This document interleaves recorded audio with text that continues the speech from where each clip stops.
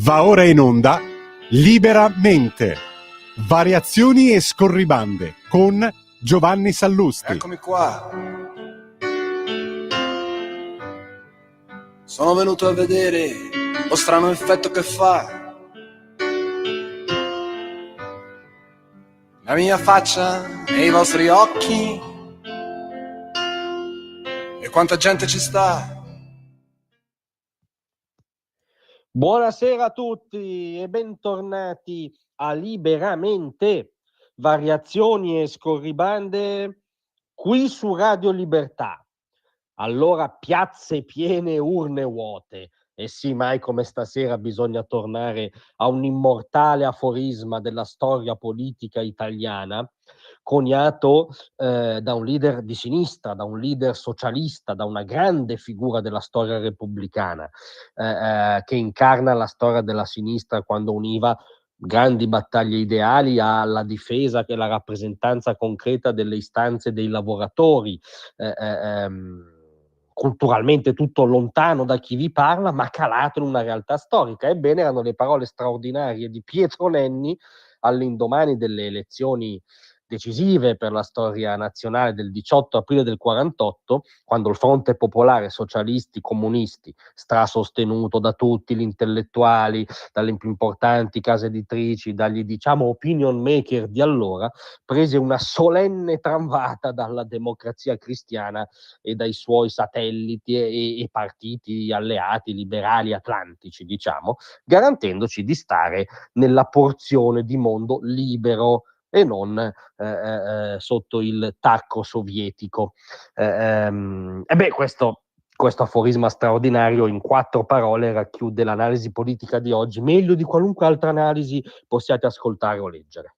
E sì, perché le piazze piene di questi giorni, di queste settimane, sono le piazze pro pal, perché questa è la definizione, sono le piazze riempite dal volto contemporaneo della sinistra italiana, che è il volto in kefia, che è il volto dell'estremismo, dell'antagonismo, del terzomondismo, del radicalismo di sinistra, non di rado violento, però pal.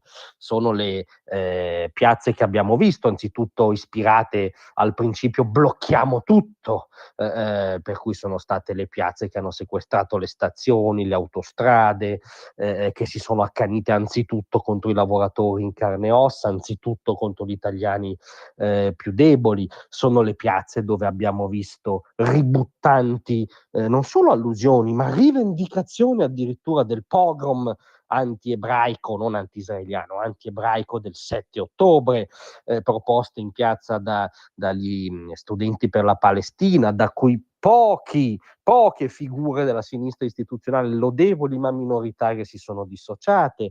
Insomma, le piazze di quella che Landini aveva chiamato e battezzato da subito rivolta sociale, che peraltro sono, secondo le stime, costate circa 1 miliardo agli italiani. Bene, a fronte di queste piazze piene, voilà le urne vuote, dopo le Marche, la Calabria dove il candidato che era il governatore uscente di centrodestra, Occhiuto, non è che vince, stravince, cioè parliamo, al momento attuale c'è un distacco superiore ai 16 punti, cioè Occhiuto è intorno al 58 e Tridico poco sopra il 40, una disfatta per il gaffeur in capo, appunto Pasquale Tridico, che peraltro non ha potuto votarsi neanche lui perché non risiede in Calabria, per dire l'avanspettacolo in cui si è tramutato il campo largo. Urne stravuote, diciamo, perché ricordatevi che prima di questa tornata elettorale spezzettata, e al momento siamo 2-0 per il centrodestra, a una grande riunione del campo stretto a questo punto, Elly Schlein aveva detto: siamo uniti e abituatevi perché vi sconfiggeremo da qua in poi, a partire dalle regionali vi sconfiggeremo.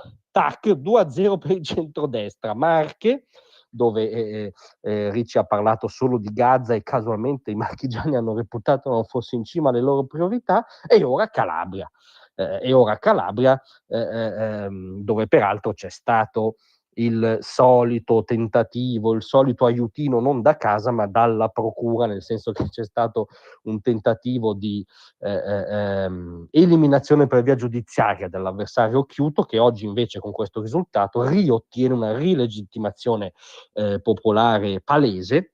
E questa narrazione, questo impianto, questo schiacciamento della sinistra politica sulle ragioni della sinistra antagonista acriticamente pro-PAL viene ancora sbaragliato. Vedremo da qui in avanti.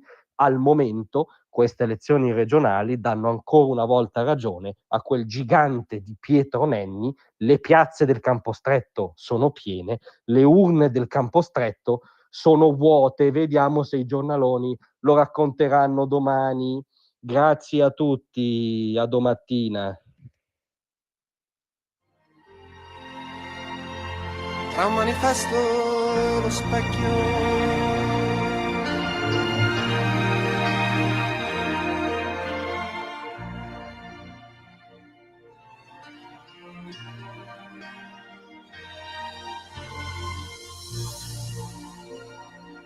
Avete ascoltato